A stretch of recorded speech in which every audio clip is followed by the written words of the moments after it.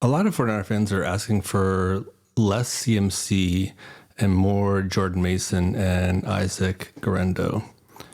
As far as Guerendo goes, I'd be surprised if we see a ton more of him over the next couple weeks, outside of probably special teams and a handful of offensive snaps, and just assuming everyone stays healthy.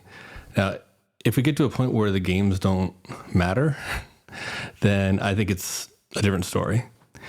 And the reason why he's not seeing more playing time is fairly simple compared to Mason. And it's the same thing that keeps most rookies off the field during their first year. It's blocking. And until he can gain Shanahan's trust as a pass protector, and he's had a couple of bad reps for sure, then I assume that Shanahan's just going to leave him on the shelf as far as his running back play on offense goes. And he has seen some, in-game reps this season, and all is not lost. It's not like he doesn't want to block, but he just has a bit of work to do over the off season before he can really become a every down back, because he definitely has the pass receiving skills, but you have a hard time seeing the field if you don't block as a running back. So here I have 3 blocking situations, which is actually a considerable percentage of his total opportunities. And these 3 didn't go so well. So let's break them down. Here we have the Seahawks matchup. We have Guerendo here in the backfield. Wide receiver, and tight end. You see that do a little bit of a different blocking scheme than we're used to seeing from the 49ers.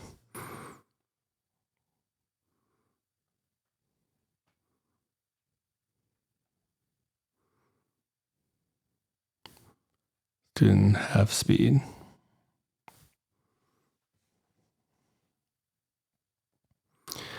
Deep motion.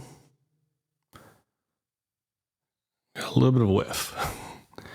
We ended up just throwing this pretty through to Ayuk, who caught I'm not sure if it was defensive holding or pass interference, but you have a better look at it from this angle. And basically he just needs to hold 55 just for enough time for the guard to get over there and block him. And although it does end up working out, well, sort of, but obviously that's sort of like a swing and a miss there.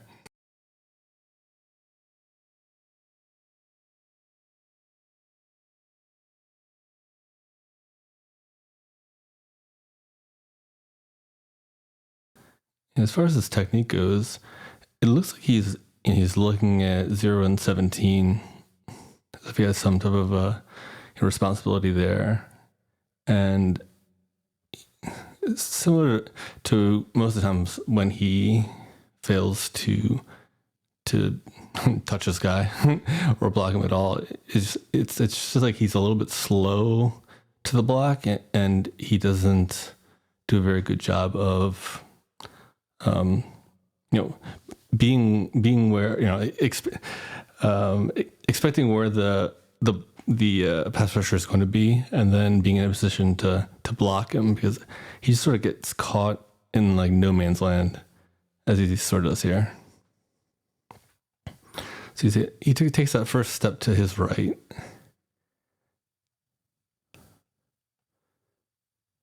which might be part of the play design.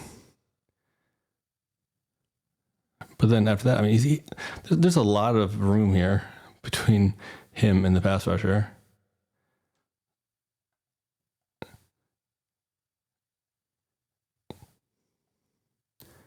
So he's definitely looking to go low on him, but you're not going to get him at that type of distance. You'll find that NFL edges, or linebackers, or even defensive linemen are a lot more athletic than probably what he's used to. So he tries to dive here. It's just, 55 just sort of walks right around him. Luckily, Pooney's over there to grab him before he pressures Purdy. But as we know, we often have issues when we're pulling linemen in pass in pass protection. I'm not sure why we continue to do it. It's like we've seen enough of these like horrible plays and horrible things happen from it, but it is something we continue to do. And at least he got out there in time this time, because Guerendo doesn't really do a great job of slowing him down.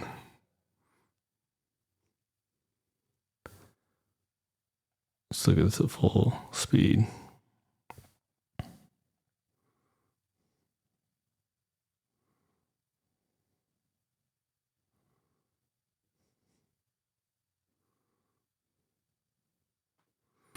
So, not exactly what we're looking for, but at the same time, it's something that's pretty correctable.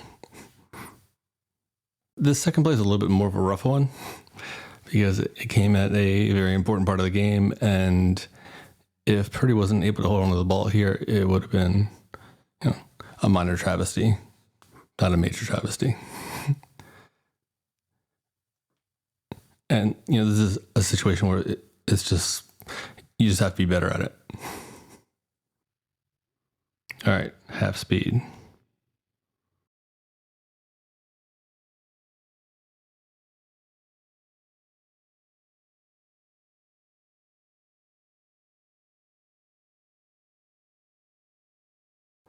It's even painful in slow motion.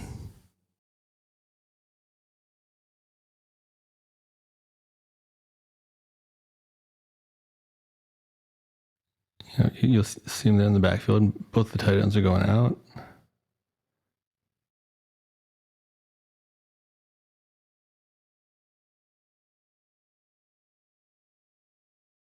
It's hard to tell exactly where he's going. I mean, it looks like he's almost going to the outside. So he doesn't know where Purdy's going to be. He doesn't know how deep of a drop it is. Oof. He really shoves him into Purdy too. Still surprising that he held onto the ball.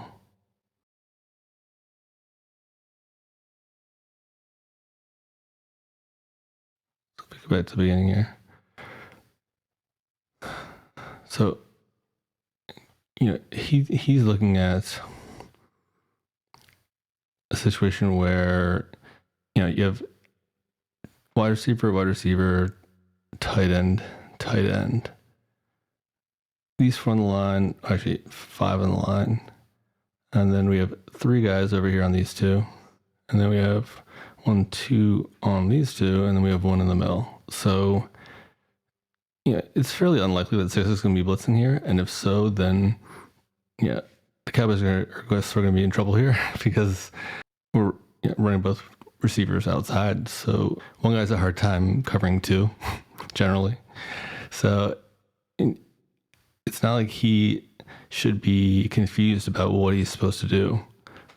I mean, he pretty much has the guy who's blitzing from that side, if anyone blitzes from that side. It seems to me like this is really the only guy that he's really focused on.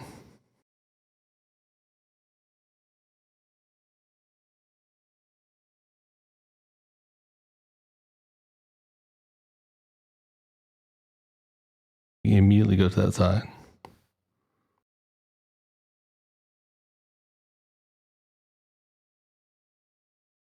It looks like he misjudges the speed and direction that the linebacker is going. It looks like he's trying to protect like a 15-step drop.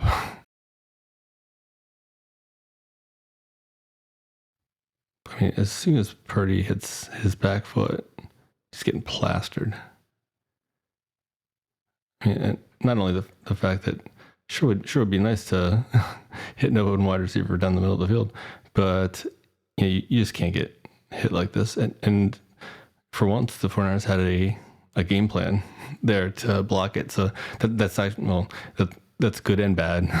it's good when it works, but it's bad in that Purdy's not expecting anything from his backside. He's expecting it to be protected. So he's, when he gets hit like that, it's sort of surprising that he's able to hold on to the ball. So I guess, the 49ers got a little bit lucky there.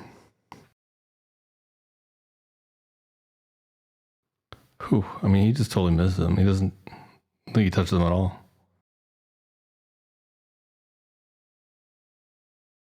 A little bit painful to watch.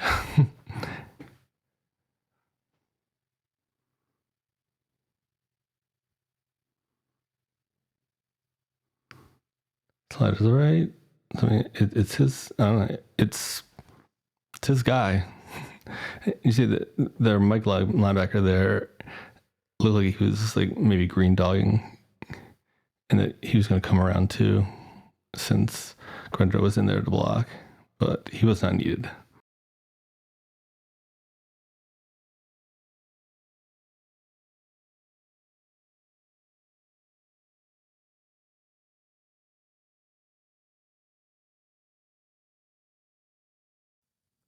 Let's try it at full speed.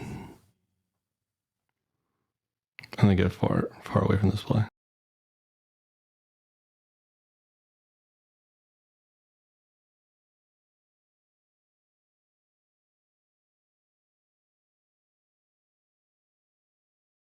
No, thank you. All right, this will be our third and final play from the little bit more recent Bucks game. 49ers are in the red zone, so something's bound to go wrong. So, yeah, nickel, which makes sense since we are in 11 personnel. It's one where there seems to be some confusion as to what he is supposed to do, but from the reaction of the other players, I feel like it's fairly obvious what he was supposed to do, and that was not what he did. So motioning him out, which I'm not a huge fan of, because he still has blocking responsibilities. His job is to block the guy right in front of him. And I think my guess is that he thinks that all he has to do is just chip him and that he's Trent's guy, whereas Trent is not under that impression, nor is anyone else on the offense line. He plays it like it's his man to chip and that Trent's going to get over there afterwards, which he doesn't.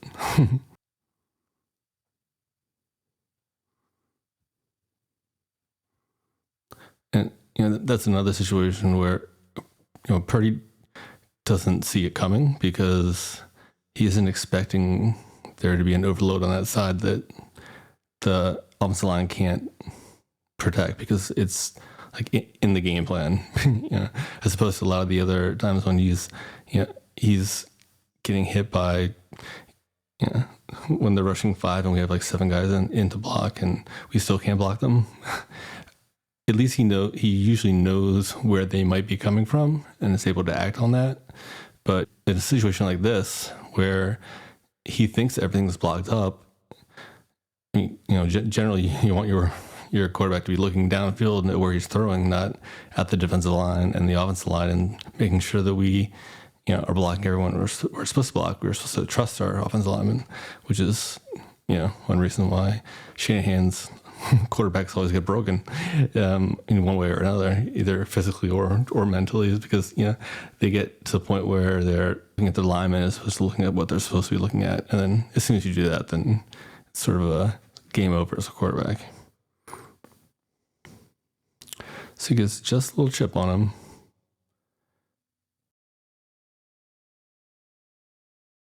And you can see there by Trent's reaction that he's not very pleased. Why is there a guy back there? Obviously, Purdy has no chance to throw hot or anything here because he doesn't think that there's any problem coming from that side.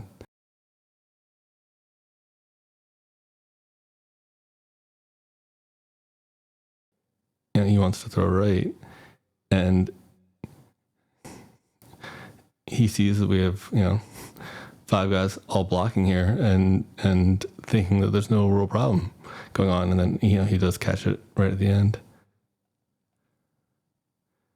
You see that there that he's feeling it and tries to twist out of it, but it's too late. He thinks he was up, but I don't think he was.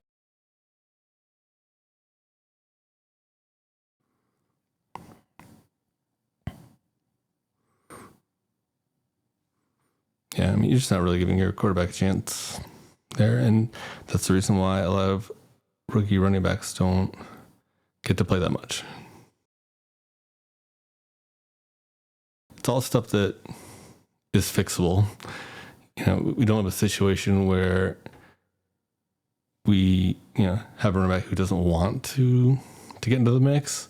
It's just it's just a knowing what to do, knowing what the protection is, and a technique issue as well. So, it's correctable stuff, but I'd be surprised if it's going to be corrected, in the next few weeks. So as long as the Niners are technically in the hunt, I don't think we'll be seeing too much of him, but maybe some spot situations here and there. And, he does have a background as a receiver. So, he's a guy who could potentially spell CMC in this type of passing situation. So it's not out of the question that we'll see him again, and it will definitely be a thing on kick returns. But other than that, I think he might be more of a 2025 project. So that is a basic summary of why Isaac Guerendo is not playing very much at all, since CMC has returned, and probably not going to change. Mason, I think, has a lot better chance of getting some gameplay starting today, and I would expect him to, just because he's more of a ground and pound kind of guy, and he's a better blocker. I'm not sure how much better, but he's a more trusted blocker, even though, they'd rather not have their running backs in the backfield. When they do need to have a running back in the backfield, I feel like they'd rather have him than Guerendo at this point. So, all right. Well, thanks a lot. Until next time, which will be soon, because we got a game coming up here in a couple hours. Go Niners.